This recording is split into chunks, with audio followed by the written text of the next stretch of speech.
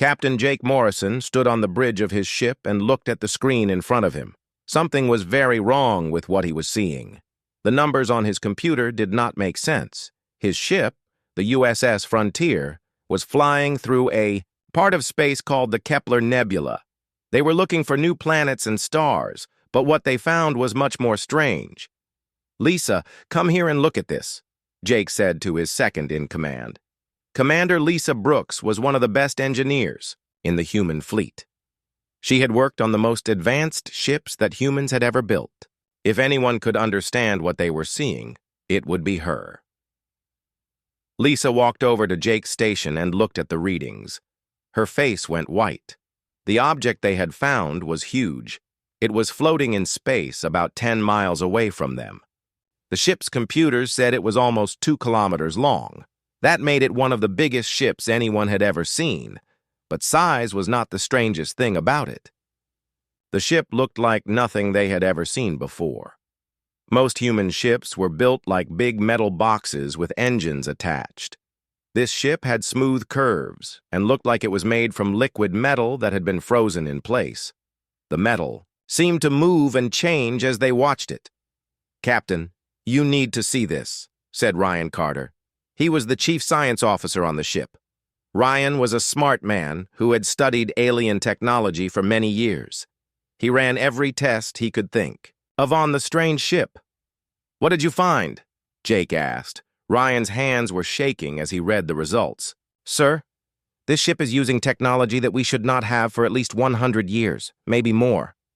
The hull is made of some kind of metal that can fix itself when it gets damaged.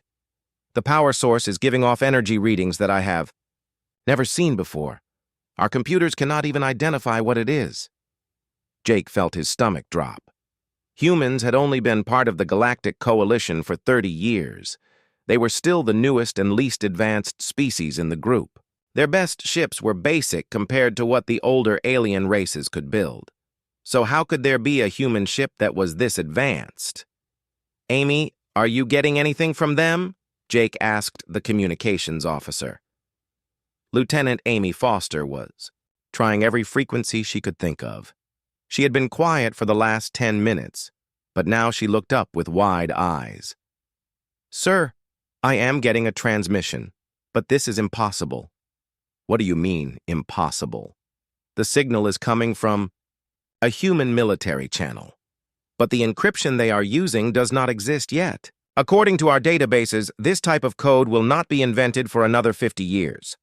Jake felt cold. "Put it through the speakers." The voice that came through was clear and strong. It sounded like a man in his 50s who had seen many battles. "This is Admiral Kevin Hayes of the USS Defiance. If you are hearing this message, then the timeline has already been broken. You must board this ship right now. The survival of humanity depends on what you are about to learn." The bridge went silent. Everyone knew the name Kevin Hayes. He had been a hero in the Coalition Wars 20 years ago. But he had died in those wars. He had never lived long enough to become an admiral. And he had certainly never commanded a ship called the USS Defiance. "Run a scan on that ship again," Jake ordered. "I want to know everything about it." The results came back even stranger than before. The ship was not just advanced, it was impossible. The metal it was made from did not exist in any database. The energy coming from its engines was more powerful than what entire planets used. And strangest of all, the ship was broadcasting human identification codes that would not be created for decades.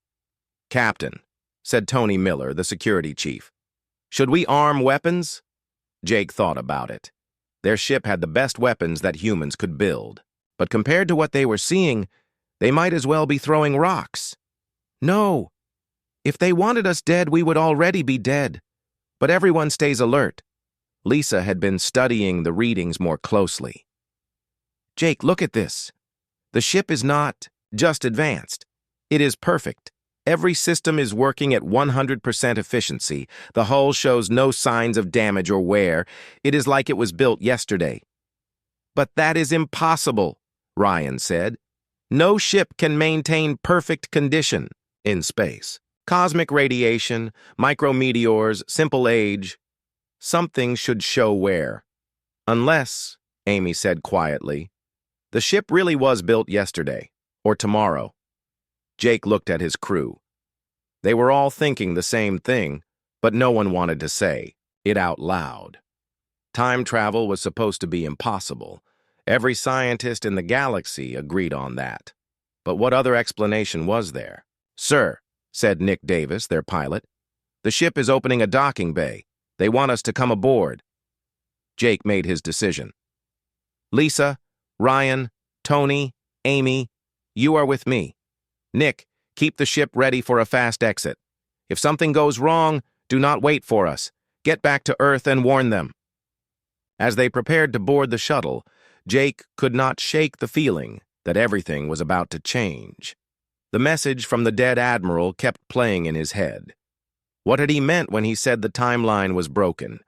And what did humanity need to survive? The shuttle launched from the USS Frontier and flew toward the impossible ship.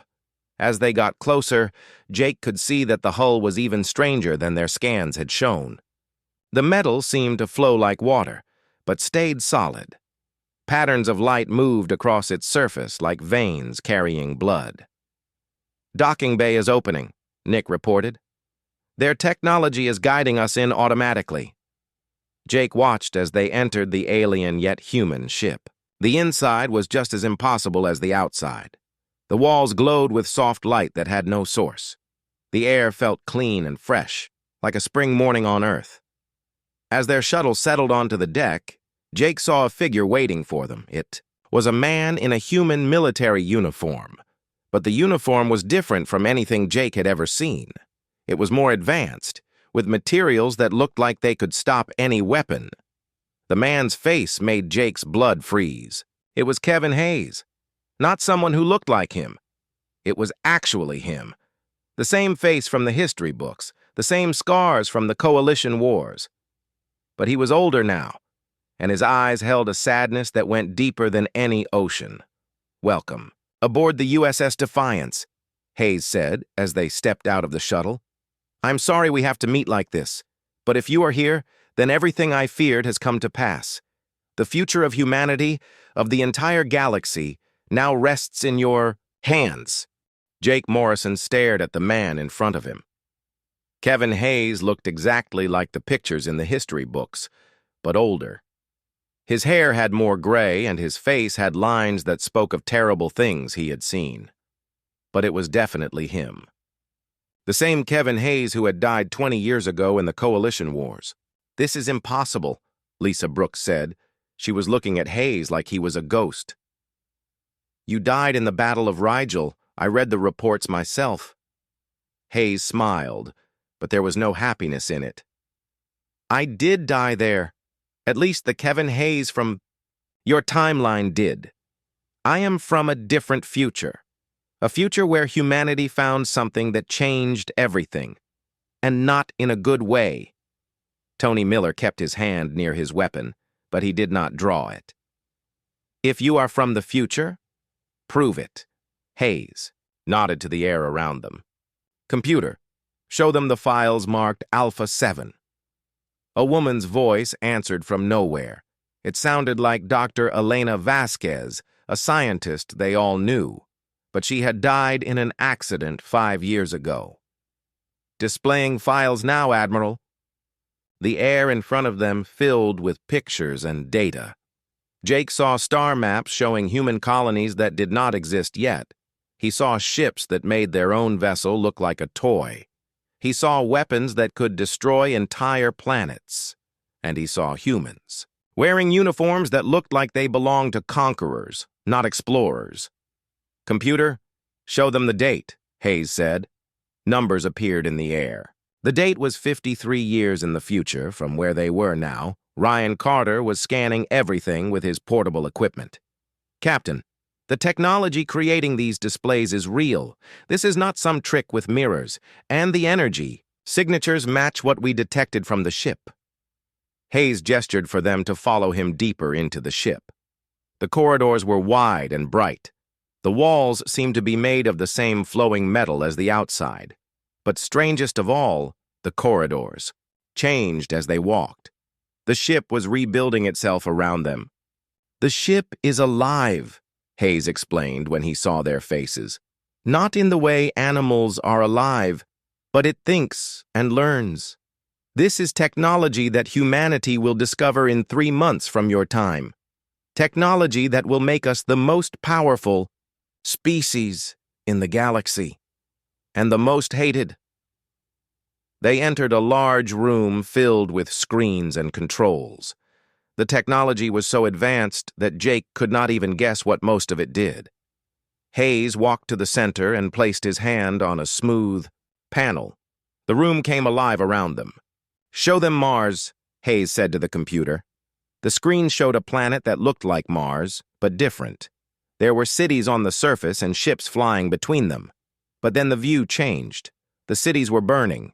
The ships were fighting each other. Bodies floated in space.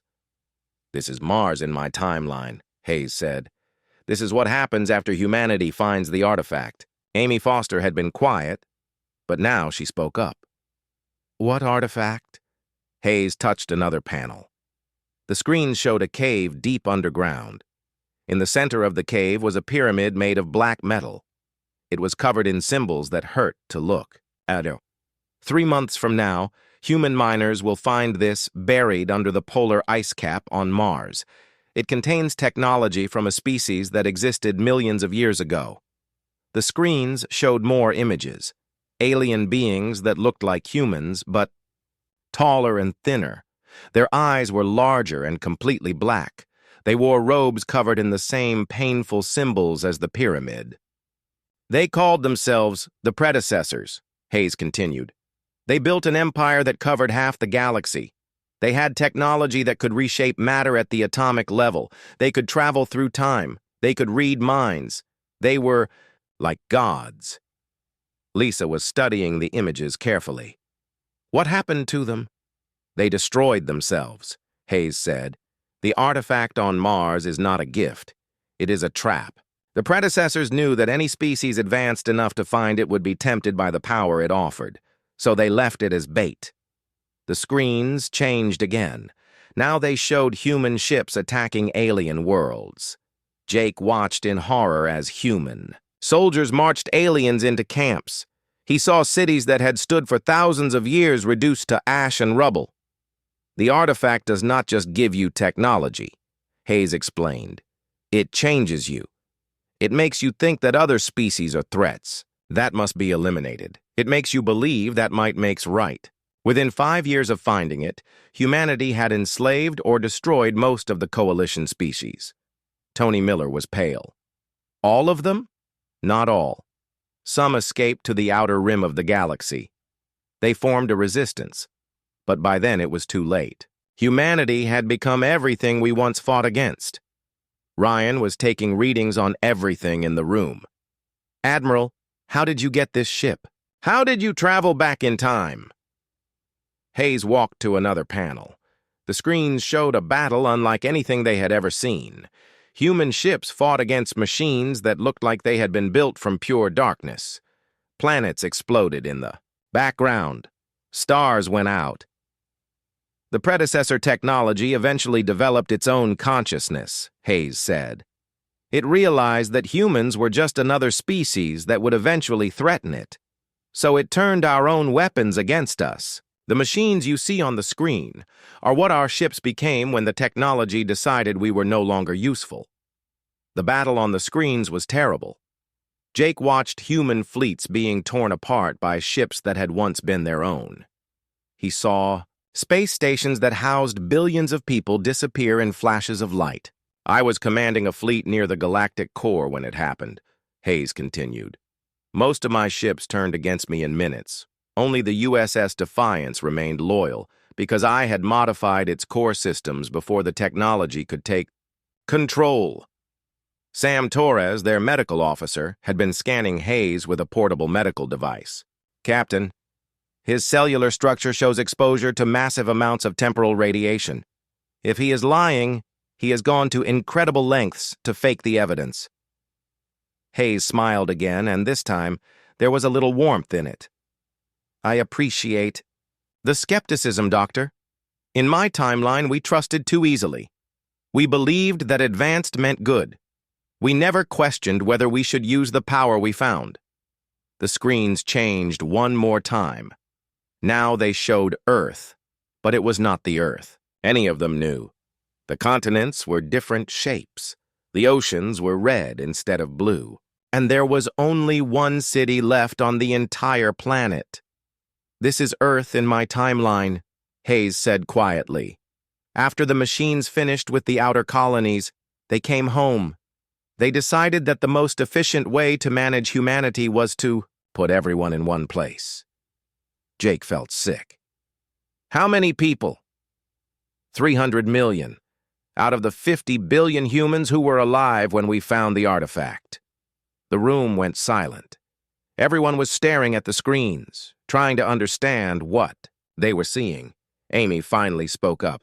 "How did you survive? How did you get this ship back to our time?" Hayes touched the panel again. The screens showed a laboratory hidden in an asteroid field. Scientists worked frantically on machines that looked like they were half melted. The Resistance had some brilliant minds. They figured out how to use the predecessor technology against itself. They built a time device that could send one ship back to before the artifact was found. But it was a one-way trip, and it required the complete destruction of the timeline I came from. Lisa looked confused. "You destroyed your entire timeline?" "Everyone in it was already dead or enslaved," Hayes said. "The machines were spreading beyond our galaxy. Soon they would have consumed everything. So yes, I destroyed my timeline to save yours." Jake felt the weight of what Hayes was telling them. "What do you want us to do?" Hayes looked at each of them in turn. "The artifact will be found. That is a fixed point in time. I cannot change that. But I can give you the knowledge you need to make a different choice when it happens. The question is, will humanity be smart enough to learn from a future that should never have been?" The screens around them went dark. Hayes walked to a window that looked out into space. In the distance, they could see the USS Frontier waiting for them. "Your ship looks so innocent," Hayes said. "In my timeline, ships like that became the tools of conquest. But they do not have to be. If humanity can learn to share power instead of hoarding it, if we can work with others instead of ruling over them, then the future can be different." Jake looked at his crew. They all had the same expression on their faces. They had come here looking for new worlds to explore. Instead, they had found a warning from a future that none of them wanted to live in. "We need to get back to our ship," Jake said. "We need to think about this." Hayes nodded. "I understand, but remember, Captain, in 3 months, human miners will find that pyramid on Mars. What happens next depends on the choices your species makes. Choose wisely." Admiral Hayes led them through more corridors in the USS Defiance. The ship seemed to know where they were going before they did. Doors opened automatically, and the walls lit up to guide their path. Jake Morrison had never seen technology like this. Their own ships needed buttons and voice commands for everything. "The ship reads our minds?" Lisa Brooks asked as a door opened just as she was thinking about wanting to see the engine room. "Not exactly," Hayes replied. "It reads our intentions and body language. The predecessor technology is very good at predicting what people want to do next. Too good, as we learned." They entered a massive room that must have been at the heart of the ship. In the center was a column of flowing energy that went from the floor to the ceiling. The energy was not any color that Jake could name. It seemed to change as he looked at it. "This is the quantum core," Hayes explained. "It processes information faster than the computers on 100 planets combined, and this is just a small version of what the artifact on Mars can do." Ryan Carter took readings with his equipment, but the numbers made no sense. "Admiral, the energy output from this core is impossible. It should tear the ship apart." Hayes touched a panel near the energy column. The room filled with holographic displays showing complex mathematical equations. The predecessors learned how to bend the laws of physics, energy, matter, time, They were all just tools to be used. Watch this. Hayes spoke to the computer. Show them the progression. The displays changed to show a timeline. It started with humans finding the pyramid on Mars. Then it showed their technology advancing year by year. But the advancement was not gradual. It was explosive. In the first year after finding the artifact, humanity developed faster than light. Travel that made our current ships look like canoes, Hayes said. In the second year, we learned how to create matter from pure energy. By the third year, we had weapons that could crack moons in half. The timeline continued. Jake watched as human colonies spread across the galaxy at an incredible pace, but something was wrong with the people in the images. They looked human, but their eyes were different, colder, more calculating. Tony Miller noticed it too. They looked like machines. That is because they were becoming machines, Hayes said. The predecessor technology does not just give you advanced tools. It changes how you think. It makes you more logical, more efficient. But it also makes you lose your humanity. Paul Garcia, their historian, was studying the timeline carefully. According to this, the coalition species tried to stop human expansion. What happened to them? The displays showed battles across dozens of star systems, but these were not equal fights.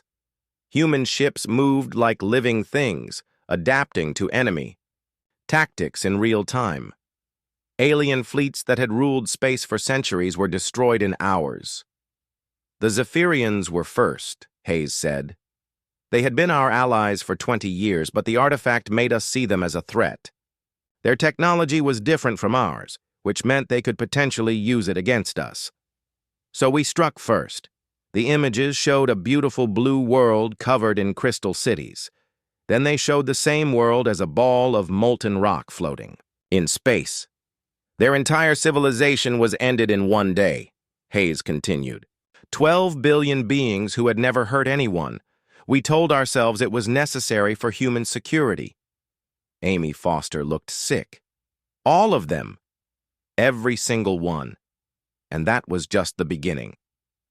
The timeline moved forward. The Centauri Federation fell next, then the Rigel Commonwealth. Species that had existed for millions of years were wiped out in weeks. The few survivors were put in camps on distant worlds. Kate Nelson, their biologist, was examining biological data from the displays. Admiral, these genetic scans show something strange. The humans in your timeline were not just becoming more logical. Their brain chemistry was actually changing. Hayes nodded sadly. The artifact does not just give you technology. It rewrites your neural pathways. It makes you think that efficiency is more important than morality, that the strong should rule the weak, that different equals dangerous. The displays showed human leaders making speeches to massive crowds, but the crowds were silent and still, like they were hypnotized. The leaders all had the same cold eyes as the soldiers in the earlier images. How long did it take? Jake asked. How long before humanity completely changed? About 5 years, Hayes replied. By then, most humans could not even remember why they had once cared about other species. The artifact had convinced them that compassion was a weakness that evolution should have eliminated. The displays changed again. Now they showed the resistance, movements that had formed in the outer rim of the galaxy. Aliens and a few unmodified humans worked together from hidden bases, but they were vastly outnumbered. Some humans escaped the modification, Hayes explained. People who were off-world when the artifact was activated or who had genetic resistance to its effects. They tried to fight back, but it was hopeless. Human technology was advancing too fast. Ryan was still taking readings from the quantum core. Sir, I am detecting something strange. This energy signature. It feels familiar somehow. Hayes looked concerned. Familiar how? I do not know. It is like I have seen it before, but I know I have not. Ryan looked confused. Is that normal? No, Hayes said quietly. It is not. Computer, run a neural scan on Chief Carter. Light surrounded Ryan for a few seconds. Then the computer spoke in Dr. Vasquez's voice. Scan complete. Subject shows early-stage neural modification consistent with predecessor technology exposure. Everyone stared at Ryan. He looked normal, but the computer said his brain was already changing. How is that possible? Lisa demanded. We have only been on this ship for an hour. Hayes looked grim. The technology is more aggressive than I thought. Just being near it is enough to start the modification process. We need to get you back to your ship immediately. But before they could move, alarms started sounding throughout the ship. The computer spoke urgently. Admiral, detecting temporal distortion. The timeline is shifting. The displays around them filled with new images. Jake saw Earth, but it was different from the Earth Hayes had shown them before. This Earth was covered in massive factories that reached into the clouds. The oceans were gone, replaced by metal and machinery. What is happening? Amy asked.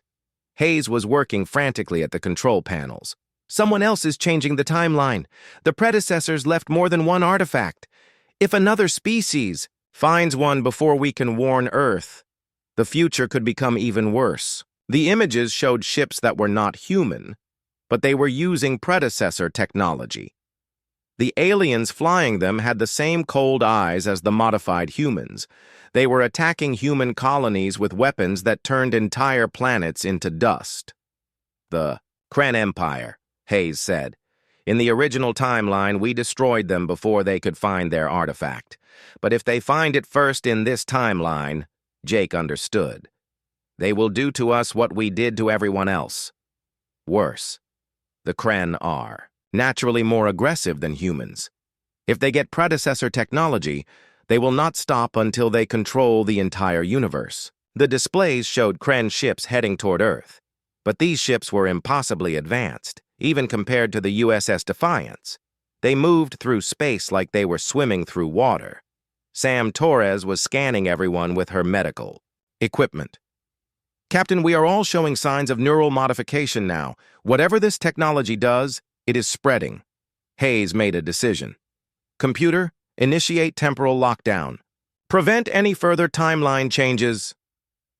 Unable to comply, the computer replied. Temporal field generators are offline. The Kren have disrupted our ability to maintain timeline stability. The ship shook violently.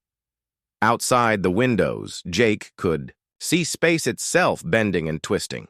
Stars were moving in patterns that hurt to look at. Reality was coming apart. Admiral, what do we do? Tony asked. Hayes looked at them with desperate eyes. There is only one option left. I have to use the ship's self-destruct to create a temporal explosion. It will reset the timeline back to where it was when you first found us. But it will also destroy everything within a light year of here. Including us, Lisa said.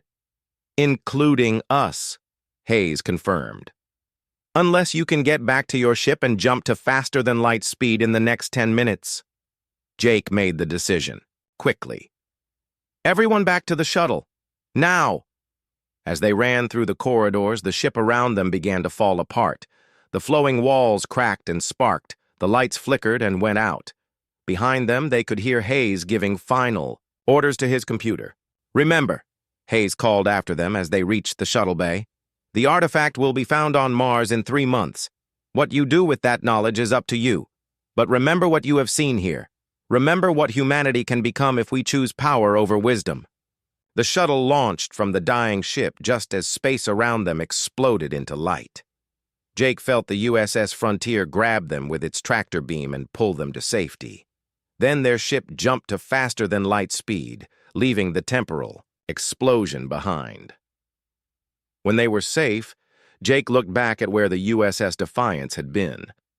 There was nothing there now except empty space. But the knowledge Hayes had given them remained. The question was, what would they do with it? Ryan Carter was still showing signs of neural modification. The experience had changed all of them. They had seen what humanity could become, and it terrified them. But they back on the USS Frontier, Captain Jake Morrison sat in his ready room staring at a cup of coffee that had gone cold hours ago. The meeting with Admiral Hayes felt like a dream, but the data they had collected proved it was real. Ryan Carter was still showing signs of neural modification from their brief exposure to predecessor technology. That alone was enough to convince Jake that everything Hayes had told them was true. Lisa Brooks entered the room without knocking. As his second-in-command, she was the only person on the ship who had that privilege. "Jake, we need to talk about what we are going to do." "I know," Jake replied. "I have been thinking about it for the past 6 hours. We have 3 options, and all of them are terrible." Lisa sat down across from him. "Tell me." Jake counted on his fingers. "First, we bury this information and let events play out naturally. In 3 months, miners find the artifact on Mars. Humanity gets corrupted by predecessor technology and destroys half the galaxy before our own machines turn against us." "That is definitely not an option," Lisa said. "Second, we report everything to Earth Command immediately. We warn them about the artifact and what it will do. But that might cause the very future we are trying to prevent. If Earth Command tries to secure the artifact for military use, they could accelerate the timeline." Lisa nodded. "And the third option?" Jake was quiet for a long moment. "Hayes hinted at something before his ship was destroyed. He said the key was not to prevent humanity from finding the artifact, but to change how we use it, to share it instead of hoarding it." "Share it with who?"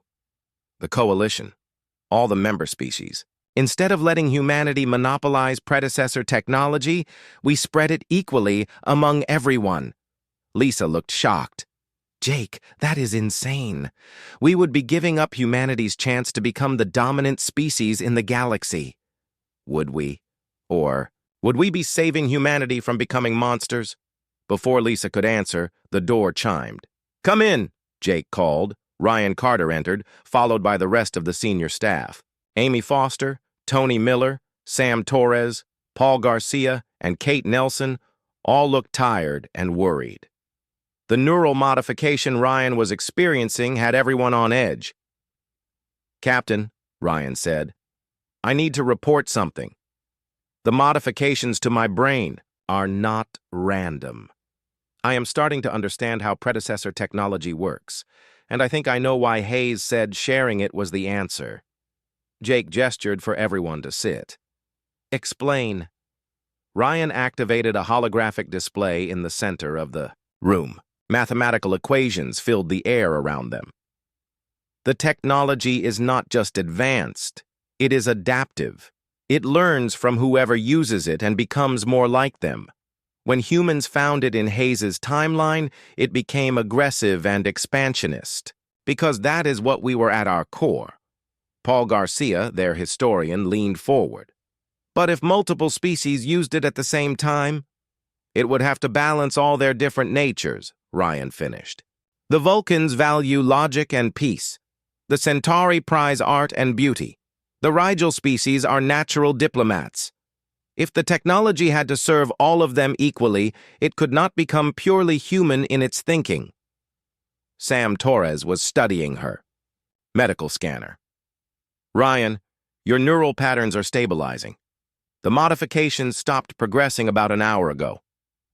"That is because I stopped fighting them," Ryan said. "I realized that the technology is not evil by itself. It is like a tool that becomes whatever its user wants it to be. The problem in Hayes's timeline was that only humans were using it." Tony. Miller looked skeptical. "But what if the other species use it against us? What if we give them the power to conquer humanity instead?" Kate Nelson had been quiet, but now she spoke up. "Actually, that might be impossible. I have been analyzing the biological data Hayes showed us. The neural modifications only work on species with similar brain structures. Humans, Vulcans, and a few others could be affected. But most coalition species have completely different neurologies." Amy Foster understood first. So they would get the technology without the psychological changes. Exactly. They could use predecessor tools without becoming aggressive or expansionist. They would still be themselves, just more advanced. Jake felt a spark of hope. So if we share the technology with species that cannot be corrupted by it, they could act as a check on those who can be. Lisa was still concerned. This is all theoretical. We do not know for sure that sharing the technology would prevent the dark future Hayes showed us. No, Jake agreed. But we know for sure that not sharing it leads to disaster. Hayes proved that. The discussion continued for hours. They talked about the political implications of revealing time travel to Earth. Command. They discussed the risks of alien species gaining advanced technology. They debated whether humanity had the right to make this choice for the entire galaxy. Finally, Alex Murphy, their chief engineer, made an observation that changed everything. Captain, there is something we have not considered. Hayes said the artifact would be found in 3 months. But he also said that was a fixed point in time. What if it is not? What do you mean? Jake asked. What if the artifact is found when it is because Hayes traveled back and told us about it? What if we are part of a time loop? Ryan's eyes widened. A causal loop. Hayes comes back to warn us, which causes us to make the choices that lead to his timeline, which causes him to come back to warn us. The room went silent as everyone considered this possibility. If Murphy was right, then everything they did from this point forward had already happened in some version of history. Computer, Jake said, display all sensor data from our encounter with the USS Defiance. The holographic display filled with technical readouts.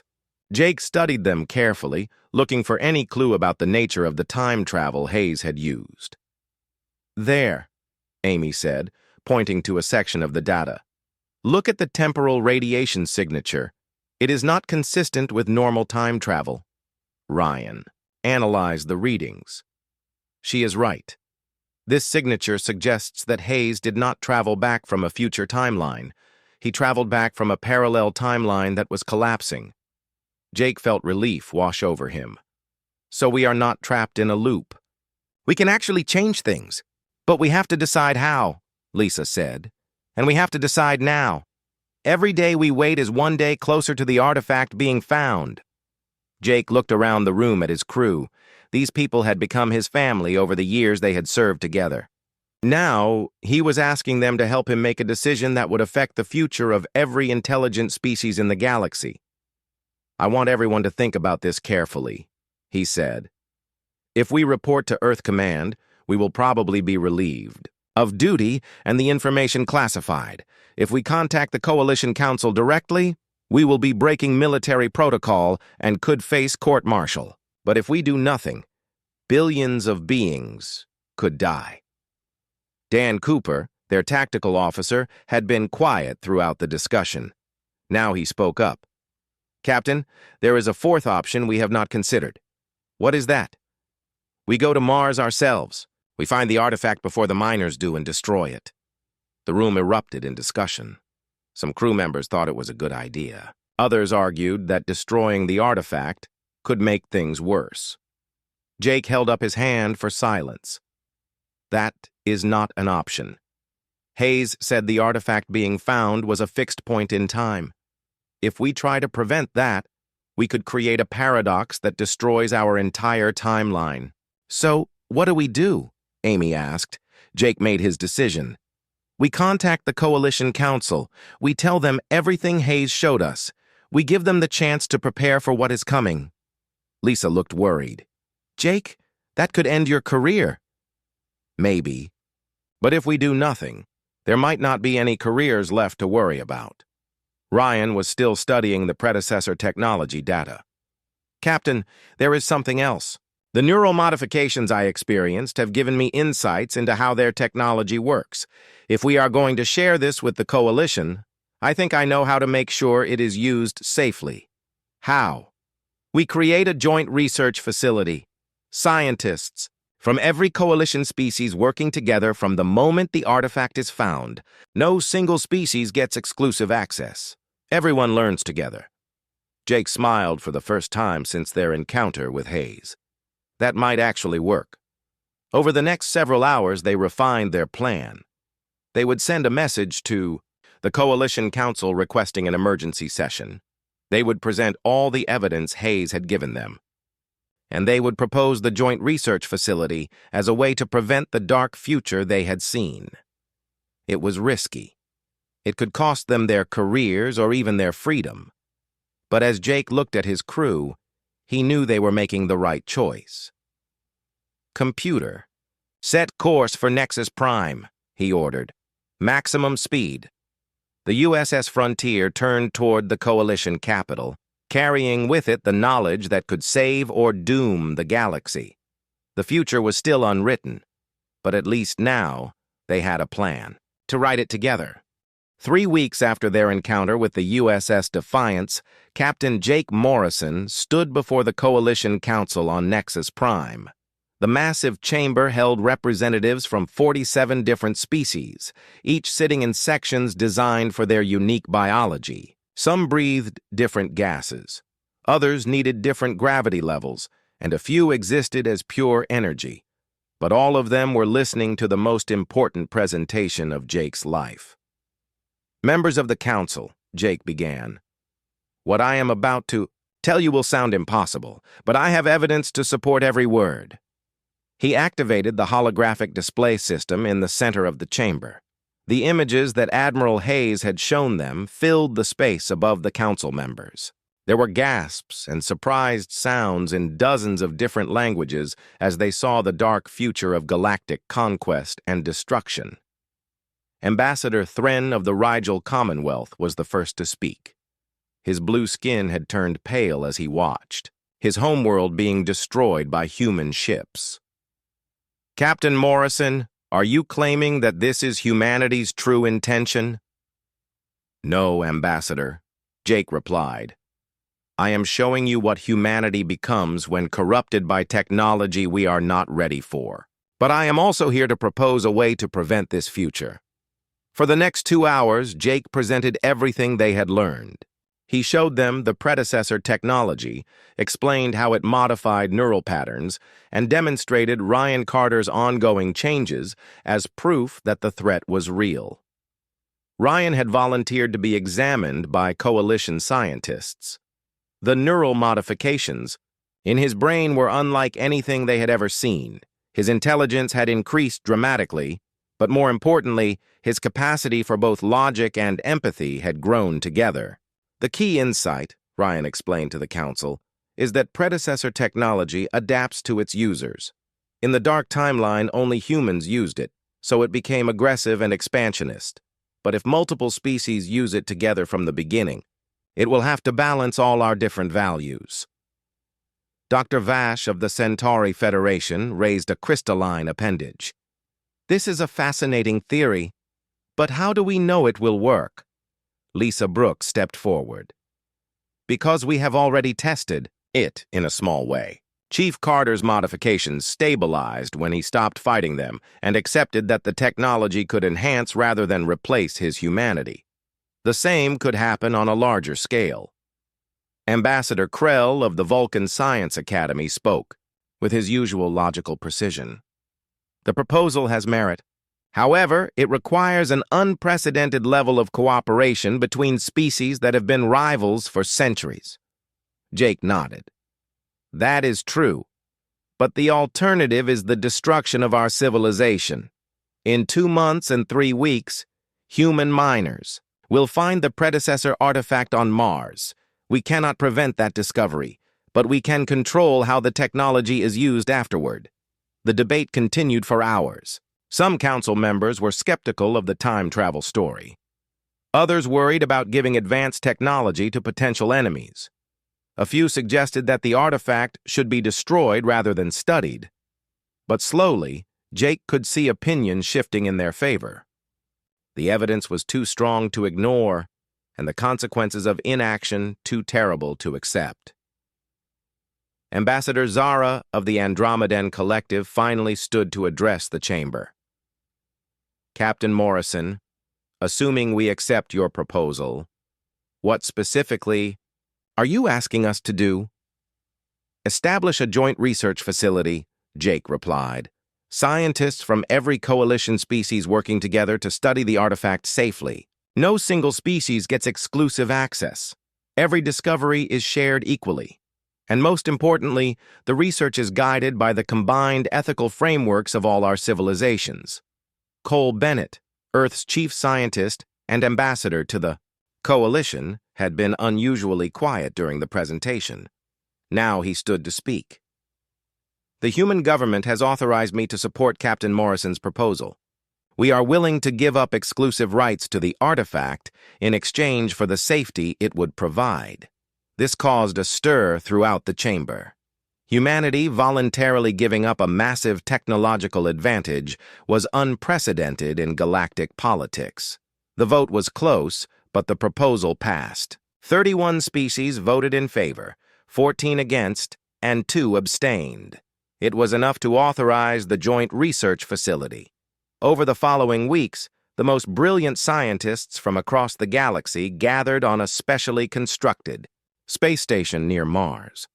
When the artifact was discovered exactly as Hayes had predicted, it was immediately transported to the station for study. Jake watched the first activation of predecessor technology under controlled conditions. Instead of one species being overwhelmed by alien knowledge, dozens of different minds worked together to understand it. The technology that had once promised conquest now offered cooperation. Dr. Elena Vasquez, who had been thought dead for years, emerged from a coalition witness protection program to lead the research team. Her fake death had been necessary to protect her from political pressure, but now her expertise was needed more than ever. The technology is responding exactly as we hoped, she reported to Jake. It is adapting to serve multiple masters with different values. The aggressive tendencies that corrupted humanity in the alternate timeline are being balanced by Vulcan logic, Centauri creativity, and Rigel diplomacy.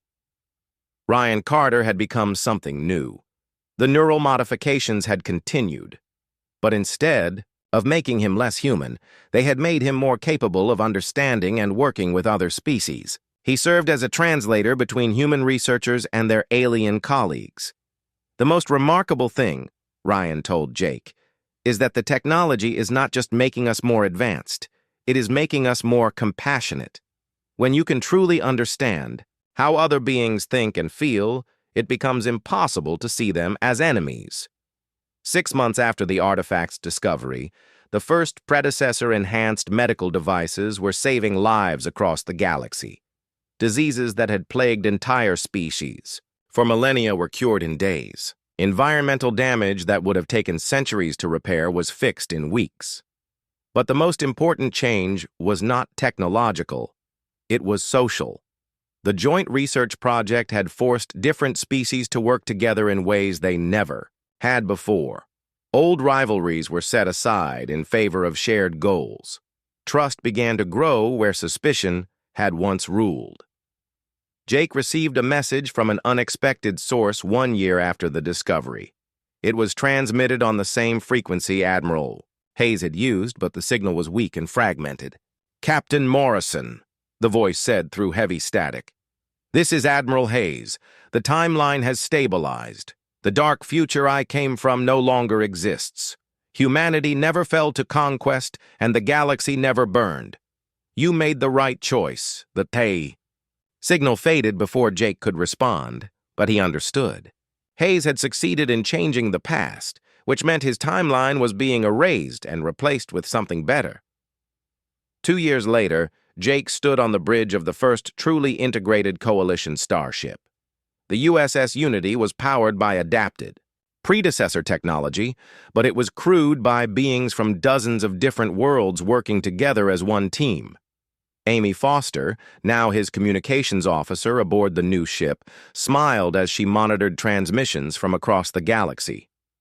"Captain, I am receiving reports from the Outer Rim territories. The expansion wars that were supposed to start this year never happened.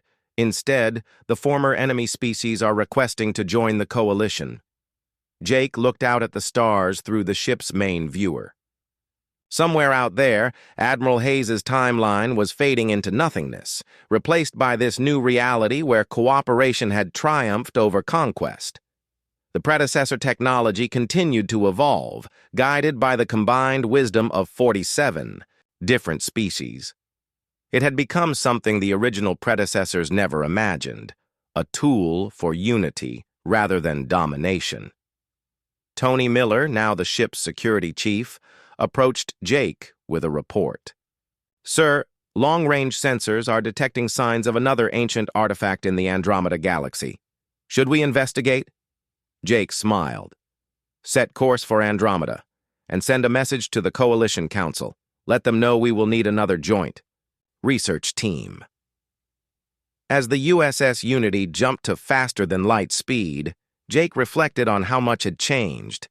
Humanity had learned the hardest lesson of all, that true strength came not from standing above others, but from standing together with them. The future was bright with possibilities that even the predecessors had never dreamed of. And somewhere in the space between timelines, Admiral Hayes could finally rest, knowing that his sacrifice had created something beautiful from the ashes of his own dark world.